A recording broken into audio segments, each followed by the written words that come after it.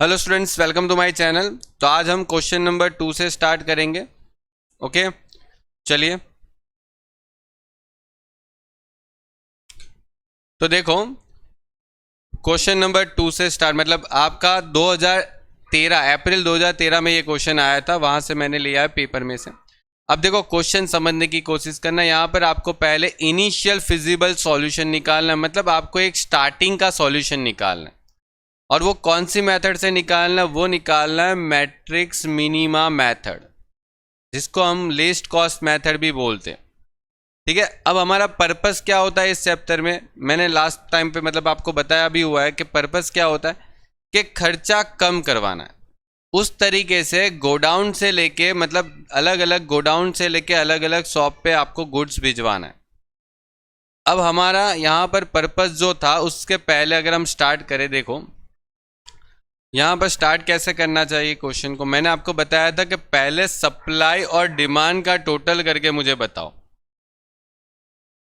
क्या वो इक्वल हो रहा है? डिमांड सप्लाई का टोटल वो चेक कर लो पहले। देखो 7, 9 और 18 मतलब 34 हो रहा है, और 5, 8, 7 और 14 ये भी 34 है। मतलब देखो, डिमांड सप्लाई पहले इक्वल होना बहुत जरूरी है। ये बहुत सारे स्टूडेंट इसको मिस कर देते हैं, ये ध्यान रखना।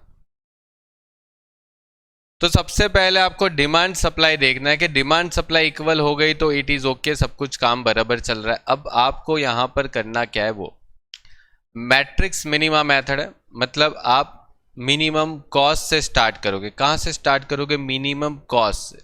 तो सबसे कम कॉस्ट, सबसे कम खर्चा कहाँ पर दिख रहा है? तो देखो, मुझे तो यहाँ पर दिख रहा है जो ब्लू ब्लू एरिया है वो अपना क्या है?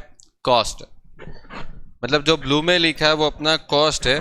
तो मतलब सबसे कम खर्चा कौन करवा रहा है? तो ये करवा रहा है 8 रुपए का खर्चा हो रहा है यहाँ पर। तो सबसे पहले यहाँ पर से आपको डिमांड सप्लाई को कंप्लीट करना है।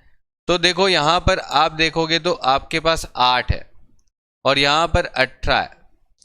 तो 8 और 18, तो सबसे कम आपके पास तो यहाँ पर 8 ही है। आपके पास यहाँ पर 8 की डिमांड है। ठीक है, आपके पास यहाँ पर 8 की डिमांड है, तो आप उसको 8 ही दे सकते हो। देखो, जिसको जितनी जरूरत है उससे ज्यादा वो क्यों खरीदेगा? उसकी बेचारे की डिमांड ही 8 है, मतलब W2 की डिमांड ही 8 है, तो वो 8 ही खरीदेगा।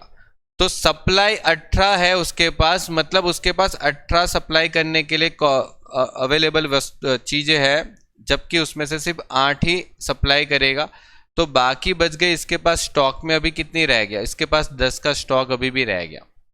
मतलब 18 में से 8 सप्लाई कर दिया, बच गया 10।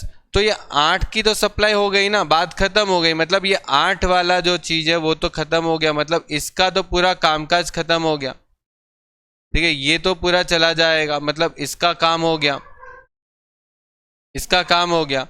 W2 का काम हो गया, उसको जितना डिमांड चाहिए था उतना उसको मिल गया। ठीक है, किसके पास से मिला? तीसरे नंबर के पास से मिल गया। काम खत्म, वो निकल जाएगा। अब वापस देखना है सबसे कम खर्चा कौन करवा रहा है, सबसे मतलब जो बच गया उसमें से सबसे कम खर्चा। तो ये सबसे कम खर्चा आपको यहाँ पर करवा रहा है 10। अब आप 10 को देखोगे तो 10 में आप देखो यहाँ पर 14 है और यहाँ पर 7 है। अब जिसकी सप्लाई 7 है और इसकी डिमांड 14 है, तो आप 7 ही दे सकते हो। ठीक है, उसको बोलेंगे देखो भाई, तेरे पास भले 14 की डिमांड है बट बाकी मेरे पास तो अभी अवेलेबल तो 7 ही है, तो 7 उसको दे देंगे। 14 में से 7 मिल गया, मतलब अभी भी 7 उसको चाहिए कहीं और से। ठीक है, आपको 60 की मतलब 14 की जरूरत थी, 14 में से 7 उसको मिल गया, बाकी 7 और कहीं और से ले लेगा। तो अब यहां पर खत्म किसके पास हो गया? स्टॉक खत्म किसके पास हो गया? तो एक नंबर के पास स्टॉक खत्म हो गया, तो एक नंबर अपना दुकान बंद कर देगा, वो चला जाएगा। मतलब ये खत्म हो गया। ठीक है, ये खत्म हो जाएगा, कंप्लीट। उसके बाद फिर से वापस रिपीट करना है कि सबसे कम कॉस्ट कौन करवा रहा है। तो सबसे कम कॉस्ट आपको अब कौन करवा रहा है? तो आप देखोगे तो सबसे कम कॉस्ट अभी 20 आ रहा है, मतलब सबसे कम खर्चा यहाँ पर 20 है। अब यहाँ पर देखो तो इसके पास डिमांड है 7 की, और यहाँ पर सप्लाई उसके पास करने लायक है 10, तो वो 7 ही मांगेगा क्योंकि उसको 7 की ज़रूरत है। 14 की ज़रूरत थी, 7 पहले ले लिया था, 7 अब ले लेगा। ठीक है, तो 10 में से 7 का सप्लाई कर दिया तो बच गया 3, बच गया 3। तो यहां पर 7 तो पूरा खत्म हो गया, यहां पर मतलब W3 का काम खत्म हो गया। W3 अपना बोरिया बिस्तरा बांध के चला जाएगा, ये गया। उसको 7 + 7 उसको 14 की जरूरत थी, मिल गया उसको। अब वापस देखो सबसे कम खर्चा कौन है, तो देखो यहां पर आपका टाई हो रहा है, यहां पर आपको टाई हो रहा है। देखो आप देखोगे तो यहां पर क्या हो रहा है, टाई हो रहा है। क्या आप सब देखोगे कि 40 यहां पर भी है और यहां पर भी 40 है। तो सबसे पहले किसको कंप्लीट करें, सबसे पहले किसको कंप्लीट करें? 40 यहां पर भी है, 40 यहां पर भी है। तो देखो यहां पर मैंने आपको क्या बताया था कि पॉसिबल अलोकेशन, देखो पॉसिबल अलोकेशन मतलब यहां पर आपको ये देखना है कि सबसे पहले यहां पर अगर मैं अलोकेशन दूं, यहां पर अगर अलोकेशन दूं तो क्या दे सकता हूं, पॉसिबिलिटी क्या है यहां पर आने की। यहां पर 5 है और यहां पर 3 है, तो पॉसिबल अलोकेशन कितना दे सकता हूं, 5 या 3? तो आप बोलोगे 3, ठीक है 3 दे सकते हैं। और यहां पर कितना अलोकेशन दे सकते हो वो देखो, तो यहां पर आप देखोगे तो 7 और 9 में से 7 दे सकते हो, ठीक है, तो 7 दे सकते हो यहां पर। तो अब देखो कि देखो दो जगह पर टाई हो रहा था, वहां पर कौन सी जगह पर ज्यादा अलोकेशन दे सकते, क्योंकि जहां पर कम खर्चा है वहां से, मतलब जहां पे पैसे कम है, मतलब 40 रुपये कम खर्चा है ना, वहां पर हो सके उतनी ज्यादा क्वांटिटी में चीज मंगवा लो। इसका पर्पज ये होता है। मतलब देखो यहां पर 40 पे 3 एलोकेशन दे सकते हैं, वहां पर 40 पे 7 एलोकेशन दे सकते हैं। ज्यादा किस पे दे सकते हैं, 40 पे, वो वाले 40 पे, मतलब यहां 7 वाले पे। तो एक काम करो, इसको छोड़ो, पहले इसको मतलब इसको अलोकेट करो, पहले इसको अलोकेट करो, पहले इसको अलोकेट करो, ठीक है, पहले इसको अलोकेट करो। ठीक है, तो यहां से अगर आप स्टार्ट करोगे तो देखो 7 इसको दे दिया, तो 7 दे दिया तो इसकी तो रिक्वायरमेंट खत्म हो गई। मतलब W3 को डिमांड में जितना चाहिए था वो तो मिल गया ना, W3 को 7 चाहिए था, तो 9 में से 7 चला गया, मतलब 2 बच गया, 2 का स्टॉक अभी भी अपने पास है। अब इसको कंप्लीट करोगे तो ये अपना आ गया काम खत्म, ये तो हो गया। अब देखो एक ही लाइन बची है ना, एक ही लाइन बची है, तो मतलब आप यहां पर इसको 3 दे सकते हो और इसको कितना दे सकते हो, 2, और ये अपना काम हो गया। 2 यहां पे चला गया, यहां से 3 चला गया, मिला के 5 हो गया, काम हो गया खत्म। अब इसको करना है आपको मल्टीप्लिकेशन, आपको निकालनी है टोटल कॉस्ट। और टोटल कॉस्ट कैसे निकालनी है, देखो एक नंबर से आप कहां पर भेज रहे हो, W3 पे कितना भेज रहे हो, 7 को 10 यूनिट के हिसाब से, मतलब यहां पर इसको मल्टीप्लाई करना है, 7 को 10 से मल्टीप्लाई करना है। ठीक है, आपने ये जो 7 लिखा वो 7 को 10 से मल्टीप्लाई करोगे, ये 2 लिखा उसको 70 से, 7 को 40 से, 3 को 40 से, 7 8 को 8 से और 7 को 20 से, इन सबको अपने अपने कॉस्ट से मल्टीप्लाई कर देना है, मतलब ये 70 आ जाएगा। फिर यहाँ पर 2 नंबर जो है वो किसको भेज रहा है, तो वो W1 को भेज रहा है और 2 यूनिट भेज रहा है 70 रुपीज़ पे, मतलब 140 रुपये का खर्चा हो रहा है। फिर 3 नंबर जो है वो किसको भेज रहा है, तो W3 को भेज रहा है, कितना 60 यूनिट भेज रहा है 40 रुपये, मतलब 40 रुपये पे, तो 280 हो रहा है। फिर यहाँ पर 3 नंबर से यहाँ पर जा रहा है W1 पे, तो 3 यूनिट जा रहा है 40 रुपये के खर्चे पर, तो 120। फिर 3 यूनिट जा रहा है W1 पर, मतलब यहाँ पर 8 और यहाँ पर 8, तो मतलब 64 हो गया। और यहाँ पर 3 यूनिट जो है वो जाने वाले हैं W3 पर, सॉरी यहाँ पर ना W4 आना चाहिए, W4 आएगा, ठीक है, 2 जगह W3 कर दिया, W4 आएगा। तो यहाँ पर W4 तो 7 × 20 140 आ जाए। ठीक है, हो गया। मतलब इस टाइप का क्वेश्चन आपको पूछ सकते हैं और ये आपको 2013 के पेपर में पूछा हुआ। ठीक है, तो अब इसको टोटल कर लोगे तो आपकी कॉस्ट मिल जाएगी। मतलब देखो 70 plus 140 plus 280 plus 120 plus 64 plus 140, मतलब आपका यहाँ पर कॉस्ट आ जाएगा 814। टोटल कॉस्ट आपको इतना टोटल खर्चा होगा इस जगह से उस जगह तक गुड्स सेंड करने का। ठीक है, बस इतना आपको करना है। ठीक है, चलो आगे बढ़ते हैं। देखो आगे दूसरी मेथड वापस पढ़ते हैं, मतलब वही क्वेश्चन को वापस रिपीट दूसरे क्वेश्चन की तरह। देखो मैट्रिक्स मिनिमा मेथड वापस है, मैट्रिक्स मिनिमा मेथड बोला है और आपको देखो वहां पर ये टोटल टैली करके दिया है। फिर भी एक बार हमें टैली, चलिए तो देखो यहाँ पर ये 38 टोटल सेट होना चाहिए। देखो 38 का टोटल सेट है दोनों तरफ से, तो दोनों तरफ से पहले होना चाहिए 38 38। अगर हो रहा है तो चलो जाने दो। अब यहाँ पर सबसे पहले क्या करना है वापस देखना। सबसे पहले कम खर्चा कहाँ पर है, अंत से कम खर्चा हो रहा है, तो यहाँ से स्टार्ट करेंगे। अब यहाँ पर स्टार्ट करेंगे तो देखो आपके पास 10 और 19 में से आप 10 दे सकते हो, क्योंकि जो कम है वो दे सकते हैं 10 या 19। तो डिमांड आपकी 19 की है लेकिन सप्लाई उसके पास 10 ही है। मतलब आप दुकान में गए, 19 की डिमांड है आपकी, ठीक है, आपको 19 चॉकलेट चाहिए, दुकान में 10 ही है, तो 10 ही वो देगा ना। मतलब वही चीज़ हो गया कि सप्लाई 10 है तो 10 ही देना है।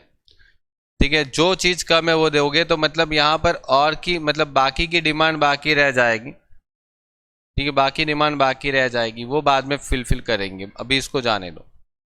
अभी देखो इसकी तो कामकाज खत्म हो गया, मतलब सप्लाई इसके पास रही नहीं। मतलब जिसके पास डिमांड खत्म हो जाती है या सप्लाई खत्म हो जाती है हम उसको निकाल देते हैं। मतलब ये तो गया, इसका हो चुका, 10 खत्म हो गया। आगे बढ़ते, सबसे कम खर्चा आपको 7 दिख रहा है, तो 7 पे अगर आप अलोकेशन देते हो तो देखो यहाँ पर आप 8 है, क्योंकि यहाँ पर 8 है और यहाँ पर 16 है। जरूरत 8 की है तो 8 ही लेंगे, भले उसके पास 16 है, तो 16 में से 8 सप्लाई कर देंगे तो 8 अभी भी बच जाएगा। ठीक है, तो 8 की सप्लाई यहाँ पर हो चुकी है, तो यहाँ पर ये कैंसिल हो जाएगा, क्योंकि इसके पास अभी स्टॉक में मतलब इसके पास डिमांड करने के लिए अभी कुछ नहीं है, इसकी डिमांड खत्म हो गई। ठीक है, वापस देखो टाई हो गया। आपको मैंने जितने क्वेश्चन लिए वो टाई वाले लिए ताकि आपको पता चले कि हाँ कहाँ पर क्या करना है। अब देखो यहाँ पर वापस 9 और उधर भी 9, सबसे कम 9 9 दिख रहा है, 9 9 है और 12 12, लेकिन कम तो 9 9 है। तो ये देखना है कि जहां पर पॉसिबल एलोकेशन ज्यादा आ रहा है। देखो यहाँ पर 9 पे अगर एलोकेशन करते हैं तो यहाँ पर 11 एलोकेशन कर सकते हैं, और यहाँ 9 पे अगर देखें तो यहाँ पर आप 8 ही एलोकेशन कर सकते हो। तो ज़्यादा कहाँ पर कर सकते हैं, 9 ये वाले 11 पर, मतलब 11 एलोकेशन ज़्यादा कर सकते, तो पहले उसको ही एलोकेट करो। देखो यहाँ पर पहले इसको एलोकेट करोगे तो देखो ये 11 गया, यहाँ पर 12 में से 11 चला गया तो 1 बच गया, मतलब 1 यूनिट अभी भी उसके पास सप्लाई करने लायक है, और ये भाई का काम खत्म हो गया। ठीक है, अब अगर आप ऐसा बोलते कि सर मैं यहां पर पहले 8 दे देता तो अभी गलती थोड़ी होती, तो देखो वो स्टूडेंट इस क्वेश्चन में गलती नहीं हो रही है, लेकिन बाकी के क्वेश्चन में हो सकता है कि गलती हो जाए। कब होगा, तो ऐसे क्वेश्चन कब आएंगे वो मैं बताऊंगा जब कर मतलब होंगे, लेकिन आपको यही चीज फॉलो करनी है जो मैं बता रहा हूं। ठीक है, फिर ऐसा नहीं होना चाहिए कि फिर आप मतलब कुछ गलत ला रहे हो। ठीक है, इसीलिए बोल ये रहा हूं मैं कि जो मैं बोल रहा हूं उसको फॉलो करना स्ट्रिक्टली, क्योंकि अभी अभी तो क्या हो रहा है कि आप कहीं पर भी एलोकेशन दे देते ना तो प्रॉब्लम नहीं होती, चाहे वो आप ये वाले 9 पे दे देते या ये वाले 9 पे दे देते, खत्म हो जाता, मतलब आपका फिर भी आंसर सही हो जाता। ठीक है, मतलब अलग अलग 9 पे अगर आंसर देते तो भी आपका आंसर सही आ जाता। लेकिन जो फैक्ट है मतलब जो प्रोसीजर है वो फॉलो करो, बेटर रहेगा। जहां पर पॉसिबल एलोकेशन ज्यादा आ रहा है ना टाई वाले केस में, वो बेटर है। ठीक है, वो बेटर है। तो देखो यहाँ पर तो 9 पर 11 दे सकते थे तो मैंने 11 दे दिया, वो वाले 9 पर 11 नहीं दे सकते तो मैंने उधर मैंने नहीं दिया था पहले।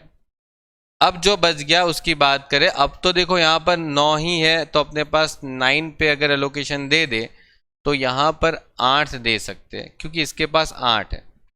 तो 8 है, 9 में से 8 दे दिया तो एक बचेगा और वो एक यहाँ पर चला जाएगा। फिर हो गया ये एक और ये एक, कंप्लीट हो गया, मतलब सब कुछ फुलफिल हो गया, खत्म। अब ये जो आपके अलोकेशन आए उसको आपको कॉस्ट के साथ क्या कर देना, मल्टीप्लाई कर देना। ठीक है, उसको कॉस्ट के साथ मल्टीप्लाई करना है, मतलब आपको टोटल कॉस्ट निकालनी है। जैसे एक नंबर से जा रहा है गुड्स, कौन से नंबर पर, एक नंबर से गुड्स जा रहा है ए नंबर पर, कितना, 8 7 के प्राइस पे। ओके, 8 यूनिट जा रहा है 7 की प्राइस पे, टोटल कितना खर्चा होने वाला है, 56 रुपीज का। फिर यहां पर एक नंबर से जा रहा है सी पर, एक नंबर से सी पर जा रहा है, 8 यूनिट जा रहा है और जा रहा है 9 रुपए की प्राइस पे, तो 8 इंटू 9 करोगे तो 72 आ जाएगा। फिर दूसरे नंबर के स्पॉट से आपका यहाँ पर सी वाले यूनिट पे जा रहा है, 10 यूनिट जा रहा है और 6 नंबर के मतलब 6 रुपए की कॉस्ट पे जा रहा है तो 60 रुपीज़ का कॉस्ट होगा। और 3 नंबर से बी का जा रहा है 11 यूनिट 9 की प्राइस पे, मतलब 99 लग रहा है। और यहाँ पर 3 नंबर से सी पे जा रहा है 1 यूनिट्स 12 की कॉस्ट पे, 12 रुपीज़ पर।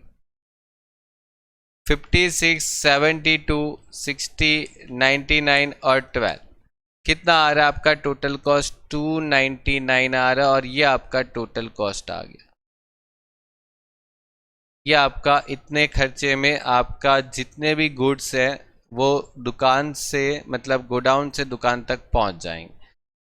और इसी वे से आप जाओगे, मतलब अगर फर्स्ट वाला जो गोडाउन है, फर्स्ट वाले गोडाउन से ए वाले शॉप पे भेजेंगे, फर्स्ट वाले गोडाउन से सी वाले शॉप पे, सेकंड गोडाउन से सी पे, थर्ड गोडाउन से बी पे और थर्ड गोडाउन को सी पे भेजेंगे। और कितने यूनिट्स भेजने हैं, तो ये यूनिट्स हो गए, ये कॉस्ट हो गई, तो यूनिट्स इनटू कॉस्ट आपका टोटल कॉस्ट मिल जाएगा। इस तरीके से आपको काम करना। ठीक है, चलो एक और क्वेश्चन ले लेते हैं। एक और क्वेश्चन देखो, ये क्वेश्चन देखो। अब ये क्वेश्चन मतलब आपको यहां पर कुछ और नया सीखने को मिलने वाला है। देखो,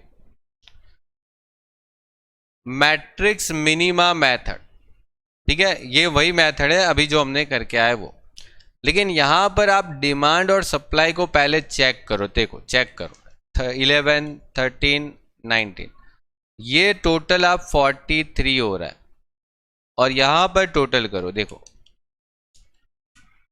ये टोटल कितना हो रहा है, 46 हो रहा है, ये हो रहा है। अब क्या करना है, तो अब क्या करना है वो देखो।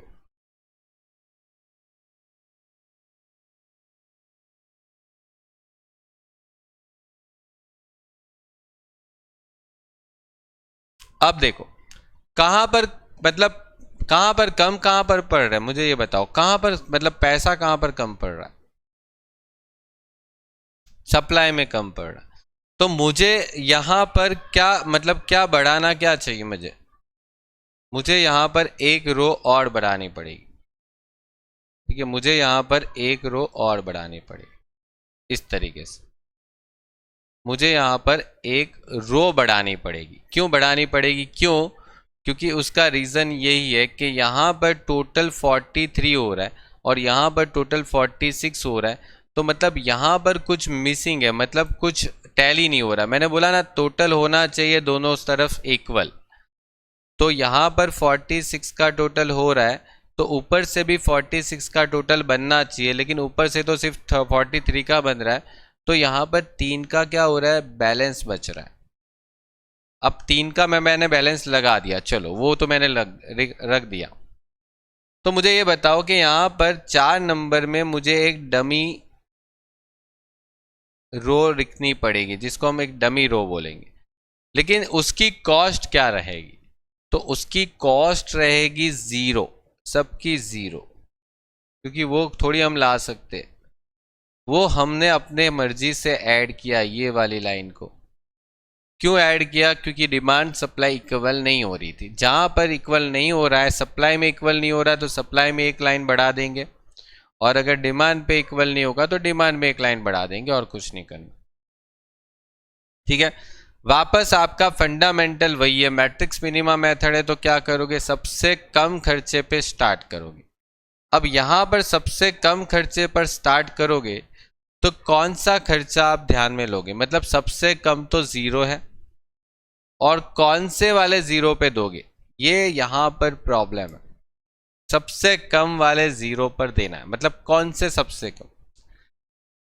क्योंकि अगर आप देखोगे ना तो सभी 0 के अंदर है ना 3-3 ही जाएगा। मतलब अगर आप देखते हो ना पॉसिबल एलोकेशन, मतलब पहले 0 पे देखोगे तो अभी 3 ही एलोकेशन कर सकते हो, दूसरे 0 पे भी 3 ही एलोकेशन कर सकते हो, यहां पर भी 3 कर सकते हो, यहां पर भी 3। तो देखो मेरी बात सुनो, क्या करना है ऐसे केसेस में? आपको यहां पर जो भी कॉर्नर वाला बॉक्स है, मतलब ये जो पहला बॉक्स है, फर्स्ट बॉक्स जो है, वहां पर आपको एलोकेशन दे देना है। कितना कितना दे सकते हो? इसको जरूरत 6 की है लेकिन उसके पास 3 ही है, जरूरत 6 की है लेकिन उसके पास है कितना?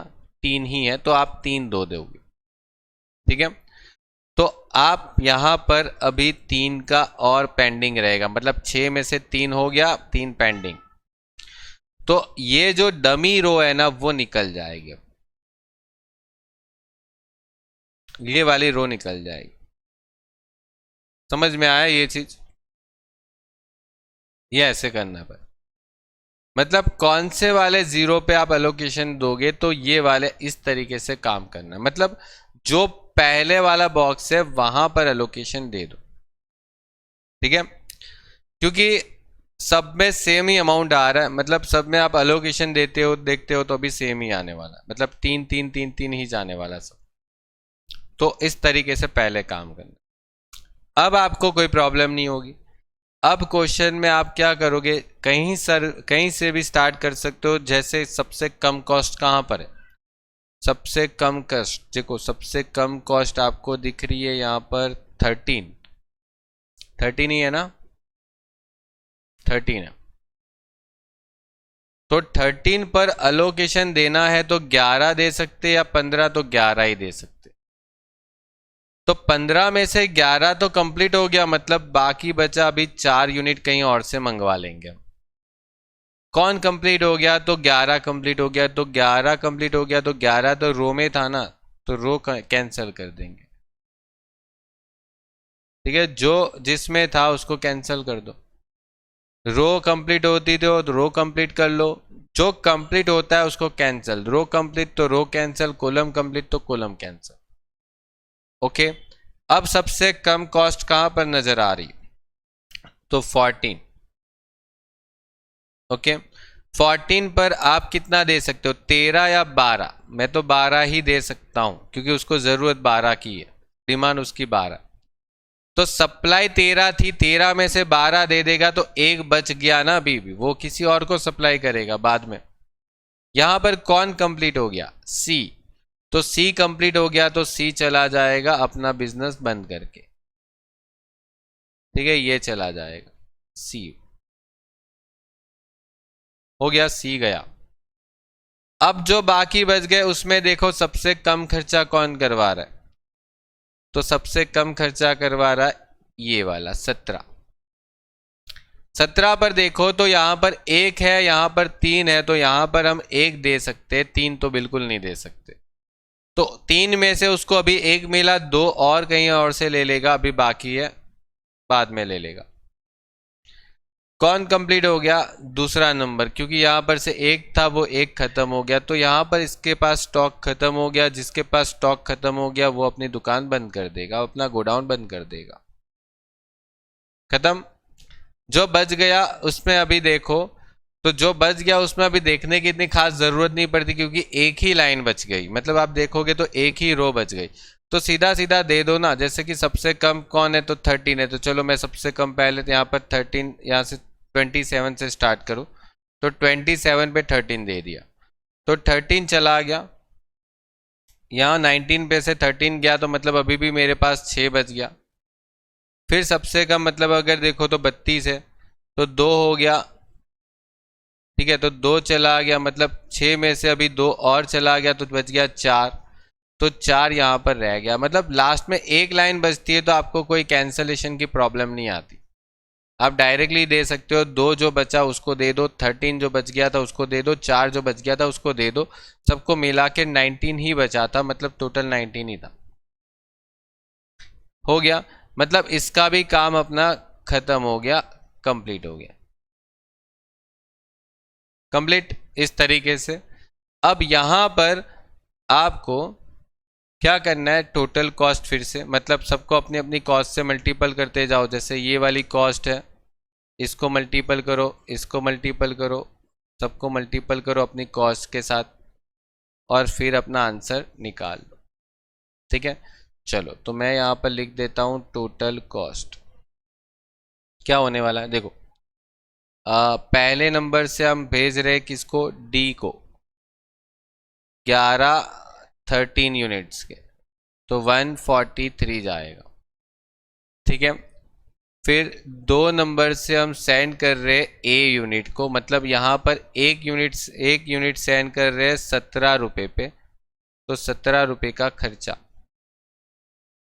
फिर 2 नंबर से हम किसको भेज रहे हैं, सी को, यहाँ पर 12 यूनिट सेंड कर रहे हैं, 12 इंटू 14, मतलब 12 को 14 से मल्टीपल करोगे तो 168 आ जाएगा, 168 आ गया।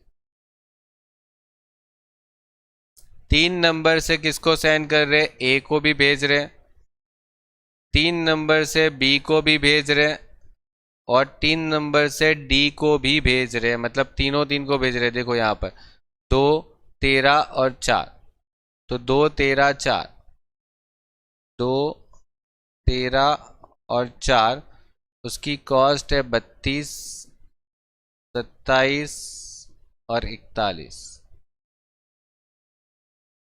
तो 64 हो जाएगा ये। 13 को 27 से मल्टीपल करेंगे तो 351 हो जाएगा, और 4 को 41 से मल्टीपल करूंगा तो 164 हो जाएगा। और लास्ट वाला तो डमी था ना, मतलब 4 तो डमी था, ये तो डमी था, तो डमी मतलब कि आप किसको सेंड कर रहे हो, तो 4 नंबर ए को, मतलब 3 को 0 पर, तो ये आपका आंसर हो जाएगा 0। टोटल कर लो, 143 plus 17 plus 168 plus 64 plus 351 plus 164 और 907। ये जो है ना वो आपकी मैट्रिक्स मिनिमा मेथड है, मतलब लिस्ट कॉस्ट मेथड।